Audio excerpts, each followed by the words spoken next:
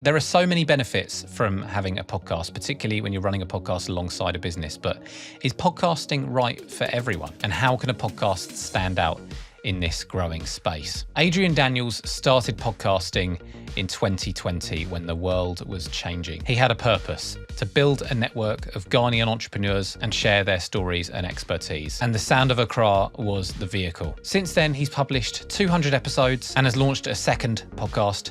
Adrian also consults business owners and helps them launch their own podcasts. And in this episode, we discover the benefits that podcasting can have on you and your business. When shouldn't you launch a podcast? Why Adrian only works with purpose-driven podcasters. How to make your podcast stand out in your niche. How to smartly invest in your podcast, and much more. Adrian's business and podcasting expertise make for essential listening. So Adrian, you started Sound of Accra about 4.5 years ago now. What made you decide to start the podcast back then?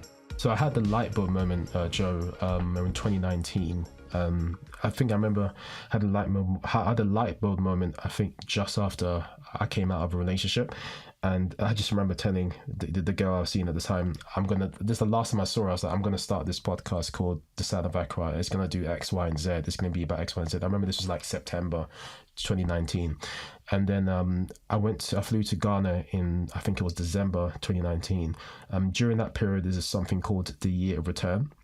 That particular event kind of like became more of a phenomenon because lots of celebrities from around the world and Africans from around the world flew into Ghana, because it was more like the president of Ghana was inviting African Americans and African diasporans to come home and experience Africa. They never experienced it before. So on the back of that, Ghana was kind of blowing up. So it was kind of like the right time I started it as well. So I was able to kind of start to capitalize on Ghana being put on the map. So in January 2020, I did a networking event. The previous 2 years, I was running a networking event called Diaspora Connect, which is where I wanted to always connect diasporans, African diasporans from around the world who would fly into Ghana, because Ghana is really known for people going there during Christmas periods. So you get people flying in from all over the world, to celebrate Christmas, and there's lots of events and festivities and activities going on. But what I spotted was that there wasn't any real networking events. So I decided to start my own networking events in Accra, in the capital of Ghana. So that particular month in January 2020, I think I had like a good turnout. I think almost 30 people come to my networking event. And two of the people that attended that event, I think they became my first guests for my podcast. So I thought, let me start this podcast with some of these people that attended the event. And then, I did my first audio recording in January 2020. When you listen back to it, you can hear like the ambience and the acoustics is just so beautiful, because you hear a lot of birds chirping and nature and stuff, because it was recorded in the back of a coffee shop. And I just remember having my old MacBook Air, using two Samsung QTU microphones and connecting them both to USB and just rocking out and just recording with Buntui Anyate, who was my first ever guest. He's like a TV writer, script writer and creative writer, and it was just beautiful podcast. And then from there, I've gone on to do almost 200 episodes, which is crazy. Wow. Yeah, I'll have to dive back in, like find the older episodes and have a listen to that. Yeah. So are you still doing networking events then in Ghana as part of the podcast? No, actually, no, I haven't. But I do have a passion for networking. So we're looking at potentially doing a summit maybe this year or next year, bringing together past guests and using them as speakers and creating some type of business creatives event where people can come and hear from speakers, network with people, and have workshops and etc. So it's funny because I wanted to always have a big networking event, and one of the reasons why I started the podcast was that I can do networking all the time rather than just once a year or twice a year. Yeah. But this podcast has enabled me to network indirectly with so many different people. And I think the beautiful full circle moment would be to have a nice sizable summit where there's lots of speaking, lots of workshops, but also lots of networking going on. So ironically, this could be used as a way back into networking, but networking in a massive scale. And you do consulting for businesses, and specifically around podcasting, is that your main sort of source of income, and how does the podcast fit in with that? Is it mainly for sort of networking and meeting more business owners? Yeah, so at the moment, it's part of, it's one of my straws to my strings. I mean, bow, I don't know how they say it again. One of my bow to my strings or whatever Yeah, you call I know what it. you mean. So at the moment, I'm in kind of more or less full-time consultancy, I'm in private consultancy at the moment. So it's small to medium businesses, consulting them in growth and marketing and sales. And then podcasting is another part of it as well, but that falls under two entities, Adrian Daniels and then A to Z podcasting, because A to Z podcasting at the moment is not where I want it to be revenue wise. I mean, I'm doing kind of like just consulting in terms of business, SMBs and podcasting. But of course, the whole idea is that once A to Z podcasting is where I want it to be, which I have the plan to where I want it to get to, then it's just gonna be purely podcast consultancy, and then I will kind of cut off kind of more business consultancy and just focus on that. Yeah, I noticed that your LinkedIn profile seems to be more focused around the podcasting side of things. So you help businesses launch podcasts then, or do you just give them support with achieving whatever goals they want through their podcast? I'm guessing it's linked in some way to the business coaching. Absolutely, yeah. So I think it's a nice little kind of ecosystem I'm building here, because I think what I do kind of complements what I do in terms of podcast consultancy. So the whole idea is that with A to Z podcasting is more about helping kind of busy 9-to-5 professionals achieve kind of purpose-driven goals through the art and science of podcasting. So I look at working with people one-on-one, where I can support them in achieving those goals. So for example, I've got like project managers, doctors, people working in agile. I've got people working in I think the legal industry, who are some of my clients as well. But on top of that as well, some of my business clients, I'm also consulting them in podcasting at the same time as well. And now recently as well, I'm helping one of my clients to produce their own podcast as well, which is a digital agency. So it's both sides of what I do in terms of consulting in a business perspective and consulting in a podcast perspective. They've kind of had nice overlaps, so everything's been quite organic. But yeah, in terms of what I do, it's in terms of A to Z podcasting, it's just kind of consulting one-on-one, in professionals, and then kind of like working with them on a mentoring basis, on a long-term basis, and put together a plan for them, or maybe working on producing a podcast for them as well. So it's very kind of small, it's very niche, but the whole idea is to get the A to Z podcasting very niche down. So I'm just focusing on a certain type of people, which is purpose-driven, people with purpose-driven goals, not just any kind of person, because I've noticed that the podcasts I've been creating, they've always had a purpose behind it. Like in terms of what I want to do with the Sound of Accra is lead people. I always say with the Sound of Accra podcast is about leaving behind meaningful takeaways that people can apply in their life, business and career. And with Quit and Switch is leaving people with a roadmap that they can use to be able to pivot in their careers or businesses. So for me, it's sticking with that theme that I'm already practicing with A to Z podcasting, and using that as a niche to attract the type of clients I want to work with. But yeah, A to Z podcasting, it's working one-on-one with people, and then the whole idea is to bring back the community that I've built up of almost 100 people, private community, a school community that I have of just under 100 people, is to build that up and use that as, also like a funnel of bringing people into my world and just educating people with free knowledge and content in terms of, various things to do with podcasting, whether the news, the tools, production, etc., and then using that as a funnel to work one-on-one with people. Nice. So just staying on the purpose-driven side of things and your niche, you do find that the podcasters that do have that drive and that purpose, they're the ones that aren't going to quit after 3 to 6 months because they haven't made any money off it yet, because there's something aside from that will keep them going. So what kind of podcasts have you helped people launch then? What kind of sort of purpose and values have helped them stay motivated with their podcast? Absolutely. So one of my recent clients that I've worked closely with, he's got a podcast called Believe Africa. His name's Cyril. Believe Africa podcast. So the purpose behind that podcast is to transform the mindsets of young people across Africa. That's the main primary focus. And the reason behind his motivation wanting to launch the podcast is not necessarily because of money. It's because that he's got a passion for people across Africa, because across Africa, I mean Africa's the youngest continent in the world for those that don't know. And there's a lot of Africans out there who don't have the right mindsets in terms of to achieve success in life. So because of their mindset, like they're kind of limited in terms of what they can do and what they can achieve.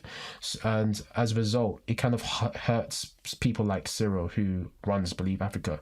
So his mission is to use this podcast as a vehicle to be able to, not only get these young people on the podcast and give them some kind of live coaching session, but also to kind of create content, bring on experts, bring on thought leaders, bring on executives in different sectors, in different industries, etc., from different walks of life, to kind of like have conversations with these people that can then go out and inspire these young people to then change their mindsets. So he's been doing really well. He's still working, he's still releasing episodes from season 1.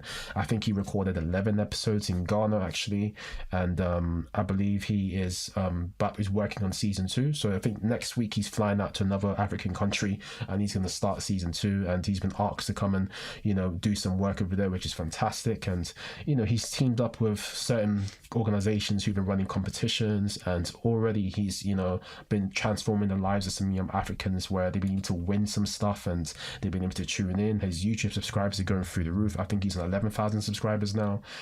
He's just doing amazing, and I'm really, really proud of him. Yeah, that's inspiring. And one of the reasons why I do this podcast, because I want to expose people to different types of podcasts.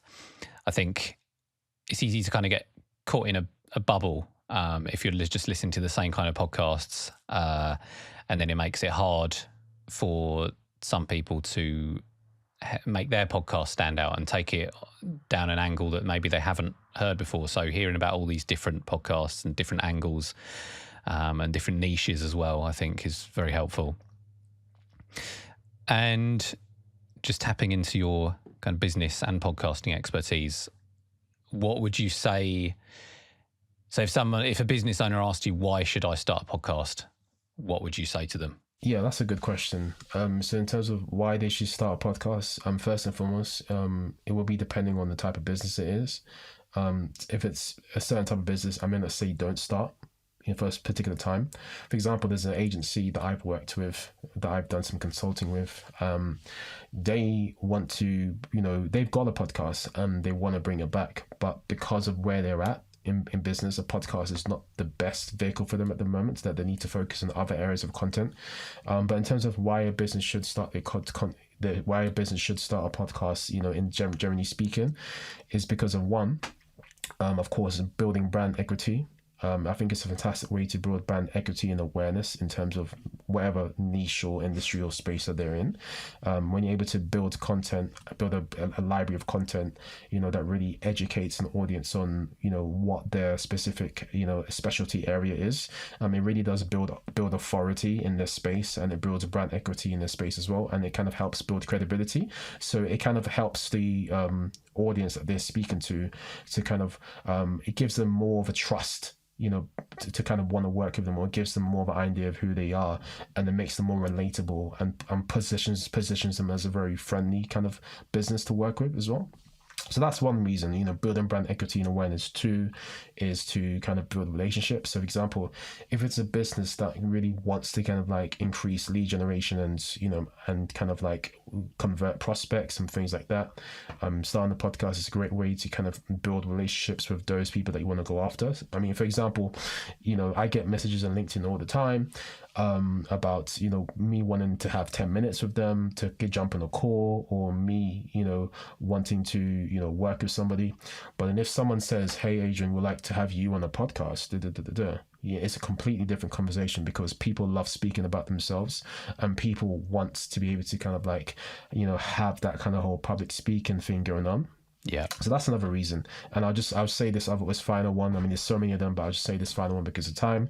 And the third reason why people should launch a podcast if they're a business is because launching a podcast in a business, it's a fantastic way for that organization to also kind of like sell to their own employees or future employees that they want to bring on board. So if that organization starts a podcast, not only can the organization know what's going on, it also gives a flavor to future employees that want to join the organization. It gives them an idea of what's going on and then what kind of business they are, and it gives them a flavor of who they are. So it can kind of help to kind of like open that door and break the ice as well. Love it.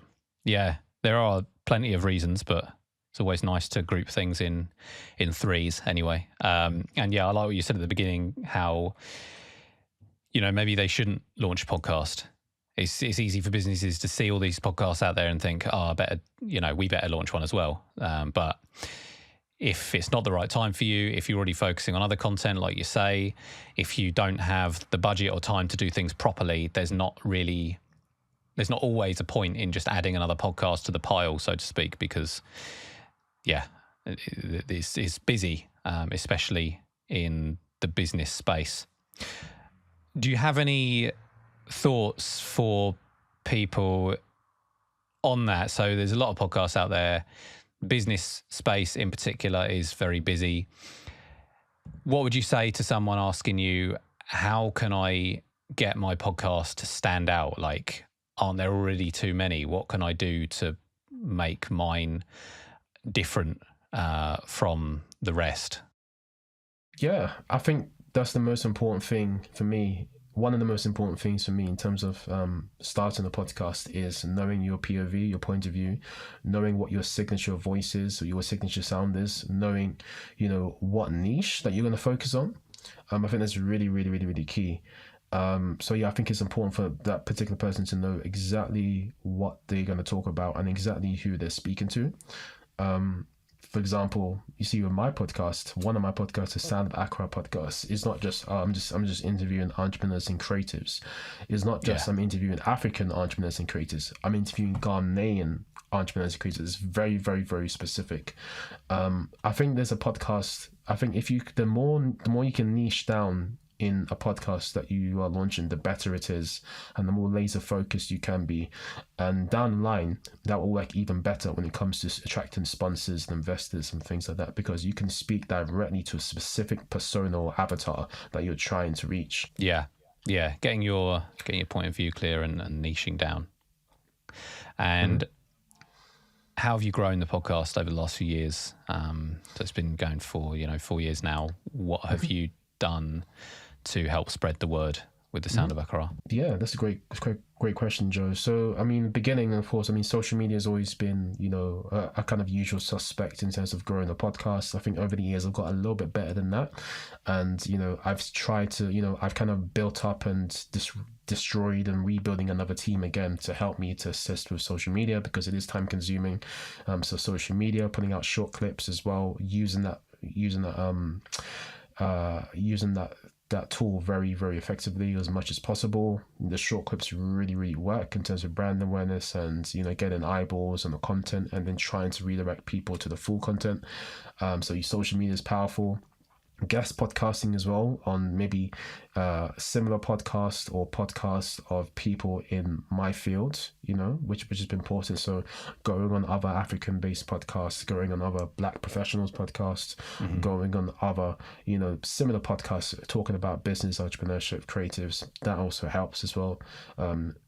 Doing kind of like blogging, doing articles, newsletters has been helping me as well to grow the podcast, going to events as well, networking in person, telling people about it directly, face to face, has been great. Speaking at events and letting people know about it has been great.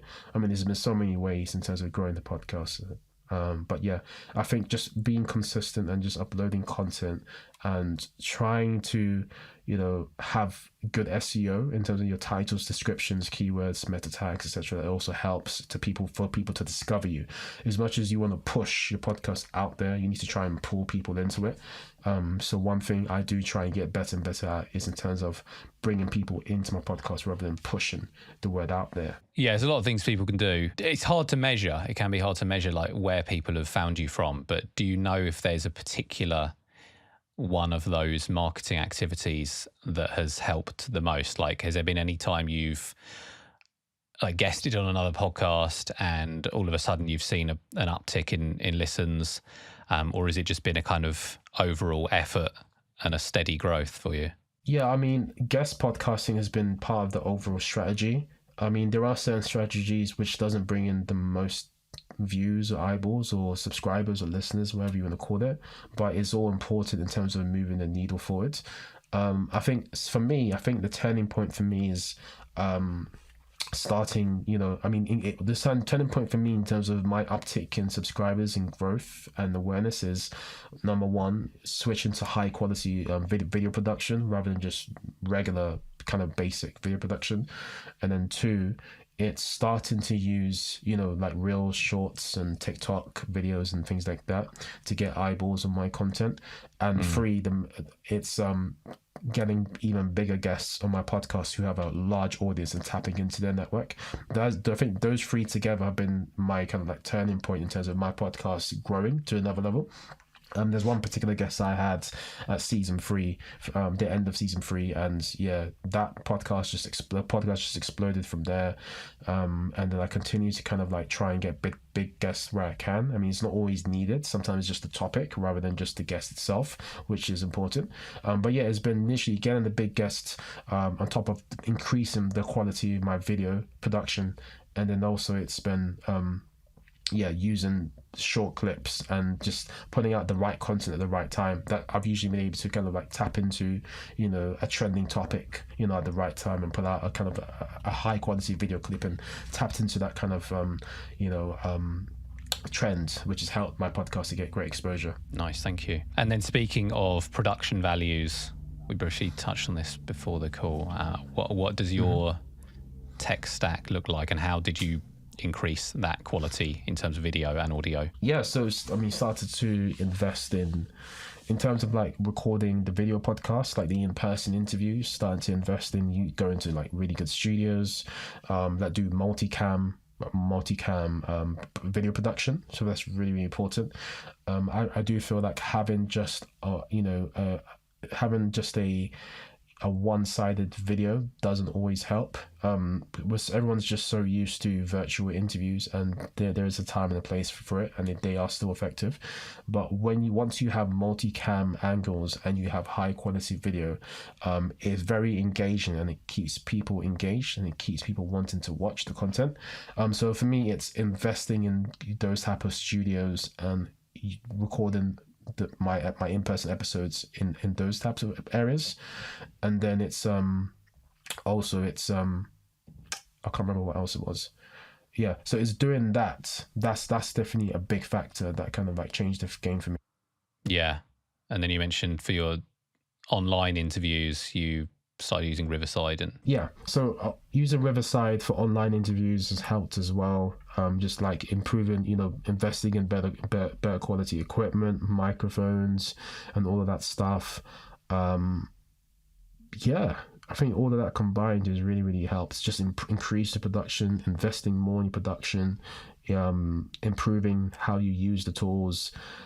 That's all helped. Yeah, and a lot of it is just about investment at the end of the day, isn't it? Like how much you're willing to spend. And it's not like people have to get it perfect straight away, but there is definitely a kind of a baseline of quality that you need these days, I think. Like talking about podcasts standing out, that's one way you can stand out. Even if you find another podcast that's tapping into your exact niche, if their production quality is terrible, then maybe you can stand out just by, if you have the budget to record in a professional studio, then that might help you get sort of win listeners over their podcast anyway. Absolutely. And I kind of say that these days, I mean, it's amazing to see where the industry has gone, Joe. Like when I first started video podcasting, it was 2020.